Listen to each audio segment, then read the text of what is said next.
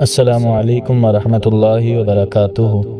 دوستو، کبھی کبھی انسان کی زبان سے نکلا ہوا ایک جملہ پوری زندگی کے لیے رسوائی بن جاتا ہے۔ ہم اکثر کسی پر تہمت لگا دیتے ہیں اور بغیر سوچے سمجھے الزام لگا دیتے ہیں، لیکن کیا آپ جانتے ہیں کہ اس کی سزا کتنی خوفناک ہو سکتی ہے؟ آج میں آپ کو ایک ایسا ہی واقعہ سنانے جا رہا ہوں جسے سن کر آپ کو اندازہ ہوگا کہ یہ گناہ کتنا سنگین ہے۔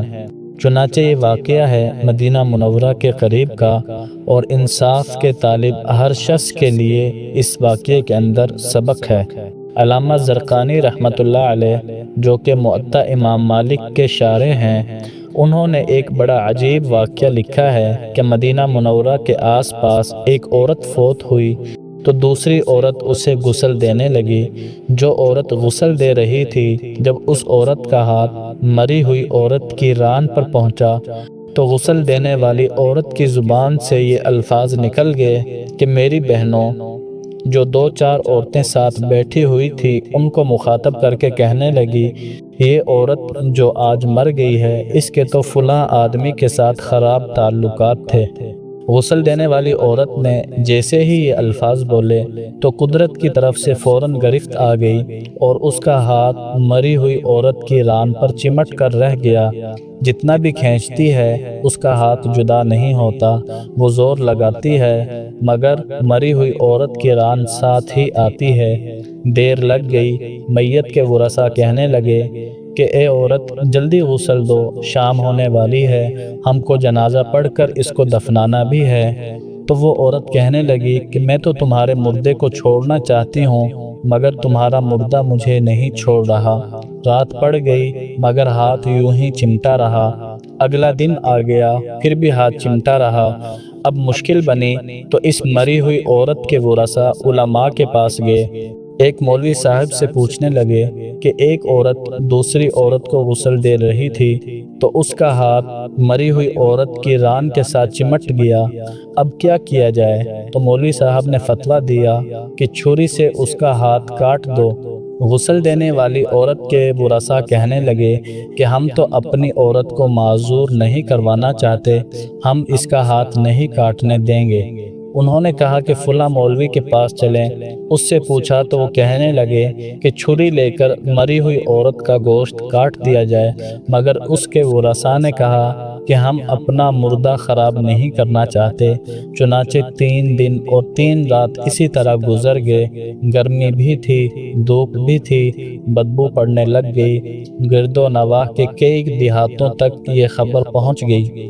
چنانچہ لوگوں نے سوچا کہ یہاں پر مسئلہ حل نہیں ہوا تو چلو مدینہ منورہ میں۔ وہاں پر امام مالک رحمۃ اللہ علیہ اس وقت قاضی القضات کی حیثیت میں تھے، یعنی امام مالک رحمۃ اللہ علیہ اس وقت چیف جسٹس تھے۔ یہ تمام لوگ امام مالک رحمۃ اللہ علیہ کی خدمت میں حاضر ہو کر کہنے لگے، حضرت، ایک عورت مری تو دوسری عورت اسے غسل دے رہی تھی، تو غسل دینے والی عورت کا ہاتھ مری ہوئی عورت کی ران کے ساتھ چمٹ گیا، چھوٹتا ہی نہیں، 3 دن ہو گئے ہیں، تو کیا فتویٰ ہے؟ امام مالک رحمۃ اللہ علیہ نے فرمایا کہ مجھے وہاں لے کر چلو۔ وہاں پہنچے اور چادر کی آڑ میں پردے کے اندر کھڑے ہو کر غسل دینے والی عورت سے پوچھا کہ اے عورت، جب تیرا ہاتھ چمٹا تھا تو تو نے زبان سے کوئی بات تو نہیں کہی تھی؟ وہ کہنے لگی کہ میں نے صرف اتنا کہا تھا کہ یہ عورت جو مری ہے اس کے فلاں مرد کے ساتھ ناجائز تعلقات تھے۔ امام مالک رحمۃ اللہ علیہ نے اگلا سوال پوچھا، اے بی بی، تم نے جو یہ تہمت لگائی ہے، کیا اس کے 4 گواہ تمہارے پاس موجود ہیں؟ وہ کہنے لگی کہ نہیں ہیں۔ پھر امام مالک نے اگلا سوال کیا، کیا اس مری ہوئی عورت نے خود تیرے سامنے اپنے بارے میں اقرار جرم کیا تھا؟ وہ کہنے لگی کہ نہیں۔ پھر فرمایا کہ تو نے تہمت کیوں لگائی؟ تو وہ عورت کہنے لگی، میں نے یہ بات اس لیے کہتی تھی کہ یہ عورت ایک مرتبہ گھڑا اٹھا کر اس آدمی کے دروازے کے سامنے سے گزر رہی تھی۔ یہ سن کر امام مالک رحمۃ اللہ علیہ نے وہیں کھڑے ہو کر پورے قرآن پاک میں نظر دوڑائی، پھر فرمانے لگے کہ قرآن پاک میں سورۃ النور کے اندر آتا ہے ترجمہ، جو عورتوں پر ناجائز تہمتیں لگا دیں، پھر ان کے پاس 4 گواہ بھی نہ ہوں تو ان کی سزا یہ ہے کہ ان کو 80 کوڑے مارے جائیں۔ لہٰذا اے عورت، تو نے ایک مردہ عورت پر تہمت لگائی ہے، تیرے پاس گواہ بھی نہیں۔ میں وقت کا قاضی القضات حکم کرتا ہوں، اے جلادو، اسے 80 کوڑے مارنا شروع کر دو۔ چنانچہ جلادوں نے اسے کوڑے مارنا شروع کر دیے۔